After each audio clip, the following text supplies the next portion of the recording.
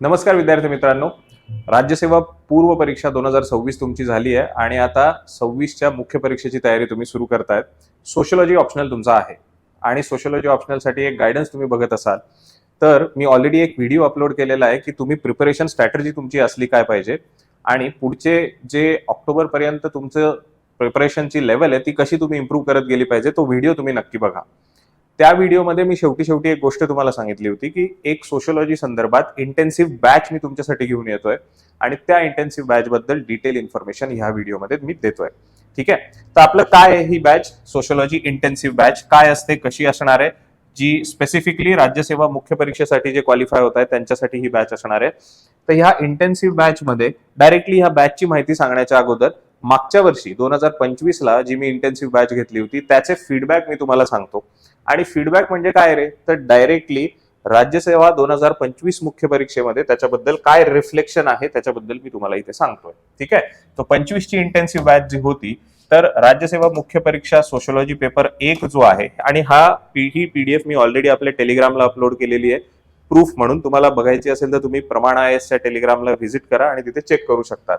तर 28 प्रश्न आपल्याला असतात पेपरमध्ये, तुम्हाला माहिती आहे. सेक्शन ए 14 प्रश्न आणि सेक्शन बी 14 प्रश्न. तर त्याच्यापैकी 16 प्रश्न हे डायरेक्टली आपली जी टेस्ट आणि इंटेन्सिव्ह बॅच होती त्याच्यातून आलेले आहेत. हे मी तुम्हाला विथ प्रूफ इथे सांगतो. ठीक आहे, त्याच्यानंतर सोशियोलॉजी पेपर 2 जो आहे तर त्याच्यात 13 प्रश्न 28 पैकी हे आपल्या टेस्ट ज्या होत्या मागच्या वर्षीच्या इंटेन्सिव्ह बॅच मधनं त्याच्यातून आलेले आहेत. आणि ते कसे ते पण तुम्हाला डायरेक्टली सांगतो की म्हणजे इथे स्पष्टपणे आपण असं म्हणू शकतो. हे बघा इथे मी दिलंय तुम्हाला, हा 2025 सोशियोलॉजी पेपर 1 क्वेश्चन की एक्सप्लेन द इम्पॅक्ट किंवा समाजशास्त्राच्या उदयासाठी प्रबोधनाचा प्रभाव स्पष्ट करा. आणि हे आपला प्रश्न, आपल्या टेस्ट सिरीज मधला प्रश्न. इथे वॉटरमार्क पण होता, तुम्ही बघू शकतात. ओके, हे असे सगळे मी तुम्हाला दिलेले आहेत, विथ प्रूफ दिलेले आहे. जर तुम्हाला बघायचं असेल तर आपल्या टेलिग्राम चॅनलला व्हिजिट करा आणि हे तुम्ही बघू शकतात. पेपर 1चं आणि पेपर 2चं दोघांचंही मी इथे दिलेलं आहे. बरोबर, हा प्रश्न बघा तुम्हाला की GS घुरे यांच्या प्राच्यविद्याशास्त्रीय परिप्रेक्ष्याची वैशिष्ट्ये विशारद करा. GS घुरे यांच्या प्राच्यविद्याशास्त्राच्या दृष्टिकोनाचे स्पष्टीकरण करा. जसे जे तसे प्रश्न हे रिफ्लेक्ट होताना दिसतात. मी याच्यात फार मोठे पण नाही सांगत आहे, हे तुम्ही पण करू शकता जर तुम्ही पूर्ण वेळ त्याच्यात असाल. मी सोबतच एक हिटलिस्ट पण दिली होती, त्याच्यातले पण प्रश्न बऱ्यापैकी रिफ्लेक्ट झाले होते. ते एक फ्रेमवर्क तुम्हाला माहिती असलं की बऱ्यापैकी तुम्हाला पण हे गेसवर्क करता येतं, पण त्याची प्रॅक्टिस असली पाहिजे. आणि तीच प्रॅक्टिस माझ्या सोबत करण्यासाठी ही बॅच मी तुमच्यासाठी घेऊन आलेलो आहे. मग आता हे प्रूफ तुम्हाला दिल्यानंतर आपण आता जाऊयात बॅचच्या माहितीकडे. तो एकूण मागच्या वर्षात 50% पेक्षा जास्त हिट रेशो ह्या बॅचचा आहे, इंटेन्सिव्ह बॅचचा. आणि तुम्ही विद्यार्थ्यांना पण विचारू शकता, अगदीच तुम्हाला गरज असेल की नाही सर हे तुम्ही सांगितलं ठीक आहे पण मला विद्यार्थ्यांकडनं प्रूफ हवाय, तर तुम्ही मला संपर्क करा, मी विद्यार्थ्यांचे नंबर देईल, तुम्ही त्यांच्याशी बोलून घ्या. ठीक आहे, मग आता आपण येऊयात ह्या बॅचकडे की ह्या वर्षीची 2026 ची इंटेन्सिव्ह बॅच जी असणार आहे त्याच्यात काय काय असणार आहे, तो शेड्यूल कसा असणार आहे. दरवर्षी मी काही ना काही इम्प्रूव्हमेंट ह्या बॅच मध्ये करत असतो. मागच्या वर्षी जी बॅच घेतली आहे त्याच्यापेक्षा इथे थोडीशी इम्प्रूव्हमेंट मी नक्कीच केलेली आहे. काय केले, कारण मागच्या वर्षी सर्वांना माहितीये की वेळ बऱ्यापैकी कमी होता आपल्या हातात. वेळ कमी होता ऍज इन की खूप गोष्टी करायच्या होत्या विद्यार्थ्यांना पण शिक्षकांना पण, त्याच्यामुळे काही गोष्टी मी त्या बॅच मध्ये इन्क्लूड करू शकलो नाही. आता ह्या वर्षी आपल्याला बऱ्यापैकी वेळ आहे मुख्य परीक्षेसाठी, त्याच्यामुळे बऱ्याच गोष्टी मी याच्यात ऍडिशनल ऍड केलेल्या आहेत. त्या काय आहेत त्या पण मी तुम्हाला सांगतो. तर ही इंटेन्सिव्ह बॅच 2026च्या मुख्य परीक्षेची काय असणार आहे बघा. तर याच्यात काही ठराविक गोष्टी आहेत, म्हणजे तुमचे लेक्चर्स पण आहेत, सेशन्स पण आहेत आणि प्लस तुमच्या टेस्ट पण आहेत. म्हणून याला इंटेन्सिव्ह बॅच म्हटलंय, याला फक्त टेस्ट सिरीज म्हटलेलं नाहीये. बरोबर, पण हे जे सेशन्स आहेत ह्या तुमच्या टेस्टच्या अवतीभोवतीच फिरणार आहेत.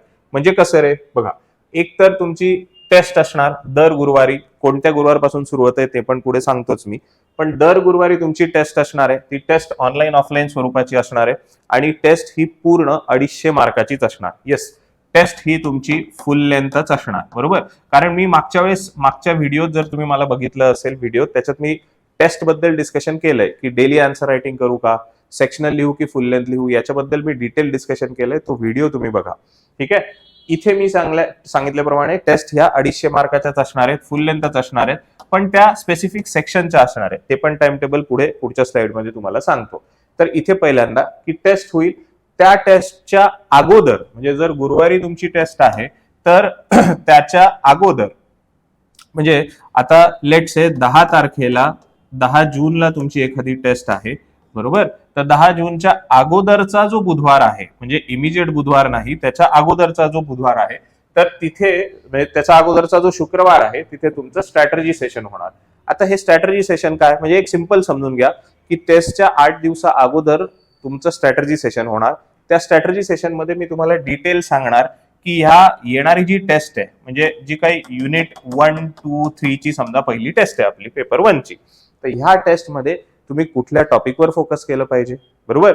सब टॉपिक कोणते असले पाहिजे, पीवायक्यूच्या थीम नुसार कोणते झोन्स असले पाहिजे की ज्याच्यावर फोकस करणं गरजेचं आहे, कीवर्ड्स कुठले कुठले स्पेसिफिक टू दॅट टॉपिक वापरणं गरजेचं आहे, बरोबर? तेवढं मी सांगेन. म्हणजे याच्याने काय होतंय, परत आपला स्टडी हा फोकस्ड होतोय. ठीक आहे. प्लस याच्यात तुमच्याकडे नोट्स नसतील तर मी माझ्या नोट्स देईन, बरोबर? आणि मग मी जेवढं सांगेन तेवढंच फक्त बघा, की तेवढंच प्रिपरेशन तुम्हाला करण्याची गरज आहे.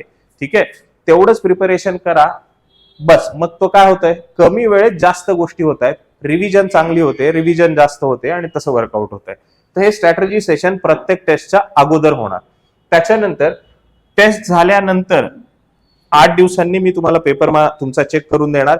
पेपर चेक करून दिल्यानंतर इमिजिएटली तुम्हाला इव्हॅल्युएशनचे फीडबॅक पण मिळतील, बरोबर? मग त्याच्यासाठी एक कॉमन फीडबॅक सेशन पण असणार आहे तुमचं. ठीक आहे, तर स्ट्रॅटर्जी सेशन, त्याच्यानंतर फीडबॅक सेशन. फीडबॅक सेशन मध्ये मी काय करेल, तर जे विद्यार्थ्यांचे पेपर मी तपासल्यानंतर मला जे काही वाटलं आहे ह्या कॉमन मिस्टेक असल्या पाहिजे, त्या मिस्टेक मी तुमच्यासोबत शेअर करेल की ह्या मिस्टेक टाळल्या पाहिजे.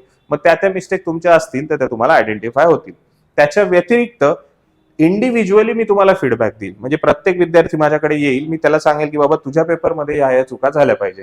ते ऑनलाईन पण करू शकतो, ऑफलाईन पण करू शकतो. ठीक आहे, पण हे जे सेशन्स आहेत, स्ट्रॅटर्जी सेशन आणि फीडबॅक सेशन, हे ऑनलाईनच असणार आहेत तुमचे. ठीक आहे, टेस्ट मात्र तुमच्या ऑनलाईन प्लस ऑफलाईन असणार आहे. येस, या क्लासरूम मध्येच तुमच्या ऑफलाईन पण टेस्ट होतील. तर टेस्टला तुम्हाला ऑफलाईन यायचंय, पण सेशन्स आपले सगळे ऑनलाईन होणार आहे, हे लक्षात घ्या. ठीक आहे, राईट. मॉडेल आन्सर जे मी आता सांगितलं की मागच्या टेस्टला मी जे नाही देऊ शकलो आणि विद्यार्थ्यांची जी मागणी होती बऱ्यापैकी की सर मॉडेल आन्सर्स पण द्या, तर ह्या वेळेस मी ते मॉडेल आन्सर्स इन्क्लूड केलेले आहेत. प्रत्येक टेस्टचे तुम्हाला मॉडेल आन्सर्स मिळतील मराठी आणि इंग्लिश माध्यमातून. त्याच्याबद्दल काळजी करायची गरज नाही. 1 to 1 फीडबॅक मी तुम्हाला सांगितलं, प्रत्येक विद्यार्थ्याला समोर बसवून तो फीडबॅक दिला जाईल की तुझं इव्हॅल्युएशन मध्ये ह्या गडबडी आहेत, आन्सर रायटिंग मध्ये ह्या चुका आहेत, वगैरे वगैरे. आणि पर्सनल मेंटरशिप तर असणारच आहे मेन्स पर्यंत. आणि ती मेन्सची मेंटरशिप ही काही फक्तच सोशिओलॉजी पुरता मर्यादित नसेलच, अर्थातच ती एसेला पण जाईल. मी तुम्हाला एसेच्या पण बऱ्याच टिप्स देईल, ते इंडिव्हिज्युअलीच सांगेन.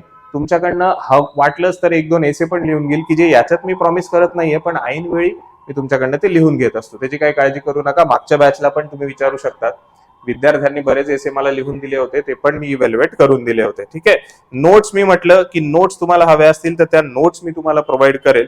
ठीक आहे, सगळ्या सॉफ्ट कॉपी फॉर्मॅटमध्ये, मराठीच्या विद्यार्थ्यांना मराठीतून, इंग्लिशच्या विद्यार्थ्यांना इंग्लिशमधनं, बरोबर? मग आता हे सगळं आहे, तर त्याचं टाइम टेबल कसं असेल ते सांगतो आणि मग आपण इकडे फीज कडे येऊयात की टाइम टेबल कसं आहे सर याचं. तर थोडंसं शेड्यूल कडे जर फोकस केला तर तुम्हाला इथे दिसत असेल की बघा, टेस्ट ह्या आपल्या सुरू होत आहेत 18 जून पासून. येस, 18 जूनला आपली पहिली टेस्ट आहे. पण याचा अर्थ असा नाहीये की पहिली टेस्ट जर 18 जूनला आहे तर 18 जूनलाच बॅच सुरू होते, असं नाहीये. मी जसं तुम्हाला म्हटलं, स्ट्रॅटर्जी सेशन कधी असणार आहे रे, जर 18 जून हा गुरुवार आहे, ठीक आहे, तर मग याचा अगोदरचा जो बुधवार आहे याचा अगोदरचा जो शुक्रवार आहे, त्या शुक्रवारी, म्हणजे 18 जूनच्या अगोदर जो शुक्रवार असेल त्या शुक्रवारी तुमचं स्ट्रॅटर्जी सेशन असेल 13 तारखेला, बरोबर? राईट. ओके, तर हे स्ट्रॅटर्जी सेशन असेल तेव्हा मी तुम्हाला सांगेन की याच्यात अप्रोच काय असला पाहिजे. जर पहिली टेस्ट युनिट 1, 2, 3 ची आहे आणि मी म्हटलं फुल लेंथ टेस्ट असणार आहे 250 मार्काची, सगळं सेक्शन ए सेक्शन बी दोघं. ठीक आहे, तर ह्या टेस्ट मध्ये कोणते एरियाज तुम्ही फोकस केले पाहिजे युनिट 1, 2, 3 ला. ठीक आहे, म्हणजे एक उदाहरण तुम्हाला सांगतो की समाजशास्त्र आणि त्याची इतर सामाजिक शास्त्रांची तुलना, हा एक टॉपिक आहे आपला, बरोबर? राईट. मग आता ह्या टॉपिक मध्ये इतर सामान्य ज्ञान किंवा सामान्य शास्त्रांची तुलना करताना अँथ्रोपॉलॉजीची तुलना विचारलीच नाहीये, समजा तुम्हाला इतिहासाची तुलना तुम्हाला विचारलेली आहे. ठीक आहे, अँथ्रोपॉलॉजीची तुलना विचारली नाहीये. इतिहासाची जर जास्त वेळा विचारली आहे तर तुम्ही अँथ्रोपॉलॉजी प्रिपेअरच करू नका किंवा 1-2 वेळाच बघा. म्हणजे फोकस्ड एरिया कळले पाहिजे, त्याच्यासाठी हे स्ट्रॅटर्जी सेशन असणार आहे. ठीक आहे, आणि अगदीच तुम्हाला वाटलं की सर हा टॉपिक तुमच्याकडनं डिमांड आली की सर हा टॉपिक आम्हाला समजला नाहीये, हा तुम्ही शिकवा, मी शिकवून पण देईल, त्याची काही एवढा हार्ड अँड फास्ट नाहीये. ठीक आहे, राईट. असं नाहीये की तुम्ही फक्त याच्यासाठी पैसे दिले तर मी शिकवणार नाही, असं अजिबात नाही, शिकवून देईल मी. ठीक आहे. दुसरी जर तुम्ही टेस्ट बघितल्या तर तुम्हाला थोडंसं आश्चर्य होईल पुढच्या टेस्ट. मग आता बघा 18 जूनला टेस्ट झाली तुमची, 18 जून नंतर मग जो गुरुवारी टेस्ट झाली, मग जो पुढचा बुधवारी येईल त्या बुधवारी, पुढच्या बुधवारी मी तुम्हाला हे देईल, काय, पुढच्या बुधवारपर्यंत तुमचे पेपर इव्हॅल्युएट करून देईल आणि पुढच्या बुधवारी तुमचं फीडबॅक सेशन असणार. म्हणजे पुढच्या गुरुवारची टेस्ट 25 जूनची टेस्ट होण्याच्या अगोदरचा जो दिवस आहे 24 जूनचा, त्या दिवशी तुम्हाला 18 जूनचं फीडबॅक सेशन असणार आहे. कारण तोपर्यंत तुमच्या हातात पेपर असतील, बरोबर तुमचे, आणि तुमचे पेपर असतील तर मग ते 25 जूनला ज्या तुम्ही मागच्या टेस्टला मिस्टेक केल्या त्या रिपीट होणार नाही 25 जूनला, म्हणून ते फीडबॅक सेशन असेल. फीडबॅक सेशन मध्ये काय काय असेल ते मी तुम्हाला सांगितलं. ठीक आहे. जर तुम्ही इथे जर सिलेबस बघितला थोडासा युनिकली डिझाईन्ड आहे बघा. टेस्ट अशी रॅन्डम युनिट 1, 2, 3, युनिट 4, 5, 6, युनिट 7, 8, 9 अशी घेतलेली नाहीये. का नाही घेतलीये त्याचं कारण हे आता जे जुने विद्यार्थी आहेत माझे किंवा जे व्हेटरन आहेत त्यांना समजेल. इंटरलिंकेजेस हा एक शब्द येतो, बरोबर, की जो ऑप्शनल मध्ये तुम्हाला गरजेचा असतो. म्हणून मी टेस्ट अशी डिझाईन केली आहे की कार्ल मार्क्स जेव्हा टेस्ट साठी आपण अभ्यास करतोय, विचारवंत आहे युनिट 4, त्याच्यातले महत्वाचे विचारवंत कार्ल मार्क्स यांच्याबद्दल जेव्हा चर्चा करतोय तेव्हा त्याच्यासोबत युनिट 6 पण करायचंय. युनिट 6 काय रे, कार्य आणि समाज, वर्क अँड सोसायटी, तर त्याच्याबद्दलचं प्रिपरेशन करायचं. मग कार्य म्हटलं म्हणजे कार्ल मार्क्सने कार्याबद्दलच तर बोललाय ना, अर्थव्यवस्थेबद्दलच तर बोललाय, मग ते सोबत प्रिपेअर करायचं, मग ती इंटरलिंकेज लागते. त्याच्यानंतर दुर्खिम आणि युनिट 8. युनिट 8 काय रे, धर्म आणि समाज. मग दुर्खिमचे धर्माविषयीचे विचार, दुर्खिमचे टोटेमिझमची पद्धत, कुलचिन्हांची प्रथा आणि इथे धर्माबद्दलचं सगळं, तर हे सोबत अभ्यास केला की मग ते इंटरलिंकेजेस चांगली होते. म्हणून मी सिलेबस असा डिझाईन केलेला आहे टेस्टचा, हे लक्षात घ्या. ठीक आहे. कारण मी तेच म्हटलं, एक्सपर्टीज तुमची ज्या सब्जेक्टमध्ये असेल ना, त्या सब्जेक्ट विषयाच्या व्यक्तीकडे तुम्ही गेलात ना तर ते कमी वेळात जास्त प्रिपेअर होऊन जाईल. ओके, म्हणून मी हे असं डिझाईन केलेलं आहे. तसंच Max Weber unit 7, Parson unit 9 अशी ही टेस्ट डिझाईन केलेली आहे. ओके, तुम्हाला स्ट्रॅटेजी सेशन, फीडबॅक सेशन बद्दलचं समजलंय, हे याचा तुम्हाला अंदाज आलाय शेड्यूलचं. तर ह्या सेक्शनल टेस्ट आहेत. सेक्शनल टेस्ट पण 250 मार्काच्या आहेत. त्याच्यानंतर फुल लेंथ टेस्ट घेतलेली आहे पेपर 1 ची, वेळ तुम्ही बघा, फुल लेंथ टेस्ट दिलेली आहे पेपर 1 ची. त्याच्यानंतर पेपर 2 सुरू होतोय. पेपर 2 सुरू झाल्यानंतर पेपर 2 चं section A, section B, section C याच्या सेपरेट टेस्ट आहेत. त्याच्यानंतर तुमची परत ब्रेक आहे, त्याच्यानंतर फुल लेंथ टेस्ट आहे पेपर 2 ची, आणि मग त्याच्यानंतर 2 तुमच्या FLTs आहेत. ओके, ह्या एकच टेस्ट असणार आहेत, पण ह्या 2 असतील काय, की सकाळी एक पेपर, दुपारी एक पेपर, सकाळी एक पेपर, दुपारी एक पेपर, असं पूर्ण 500-500 मार्काची तुमच्या आयोगाच्या फॉर्मॅटनुसार टेस्ट होतील 17 सप्टेंबर पर्यंत. ठीक आहे, राईट. ओके, तर ह्या तुमच्या टेस्ट सफिशियंटली कव्हर होत आहे. मी मुद्दाम वेळ देत देत ह्या सगळ्या टेस्ट डिझाईन केलेल्या आहेत, आणि ह्या टेस्ट अशाच आहेत की ज्याच्याने तुम्हाला जीएसचाही अभ्यास तुमचा कॉम्प्रोमाइज होणार नाही. असं नाहीये की बाबा माझ्याकडे करतायत ही बॅच तर मग फक्त माझंच करा, असं नाहीये. ओके, तुम्ही माझ्याकडे जर करत असाल तर तुम्ही वेळ घ्या. मला फक्त तुमच्या दिवसाचे 3 ते 4 तास हवेत, बाकी इतर वेळेस तुम्ही जीएसचं करायला मोकळे आहात. 3 तासात मी तुम्हाला गॅरंटी देतो, जरी तुमचं 0 पण असेल आता प्रिपरेशन, तरी सुद्धा तुम्ही सोशिओलॉजीचं तयारी ह्या फॉर्मॅट बरोबर, ह्या इंटेन्सिव्ह बॅच बरोबर व्यवस्थित सुटसुटीतपणे करू शकता.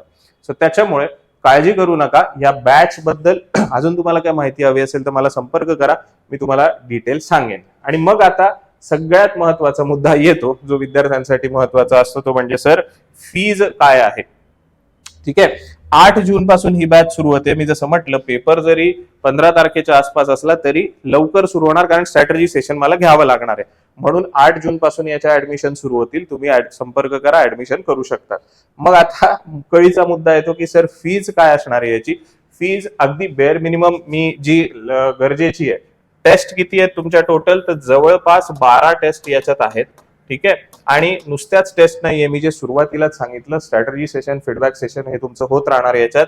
या 12 टेस्ट आणि स्ट्रॅटेजी म्हणजे सगळंच with notes, everything, 1-to-1 feedback, याची फीज मी ठेवलेली आहे 6,000 रुपये. ठीक आहे, म्हणजे तुम्ही जर कॅल्क्युलेशनच केलं तर 500 रुपयाला पण एक टेस्ट पडत नाहीये, त्याच्यापेक्षा म्हणजे अंदाजे 500 रुपयाची एक टेस्ट आहे. ओके, तो जर तुम्हाला शक्य होत असेल तर लवकरात लवकर ऍडमिशन करा, कारण मला इव्हॅल्युएशन करायचं आहे, त्याच्यामुळे मी 300 ऍडमिशन याच्यात घेऊ शकत नाही, 200 ऍडमिशन घेऊ शकत नाही.